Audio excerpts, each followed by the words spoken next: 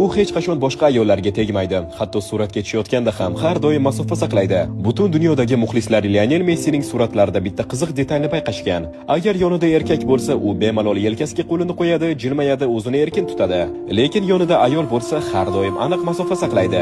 Qo'llarini yonida yoki cho'ntagiga qo'yadi, tanasi biroz chetga burilgan bo'ladi va hech qanday teginish bo'lmaydi. Ushbu odat haqida so'rashganda Messi juda odatiy va samimiy javob bergan. Albatta men ayollarni hurmat qilaman, lekin xotinimni ham hurmat qilaman. U biladi, hatto oddiy zararsiz surat ham xotinidan noto'g'ri tushunishga sabab bo'lishi mumkin. Ayniqsa bugungi ijtimoiy tarmoqlar davrida har bir narsa noto'g'ri talqin qilinishi mumkin. Shuning uchun u obro'si va oilaviy ishonchini xavf ostiga qo'ymaydi.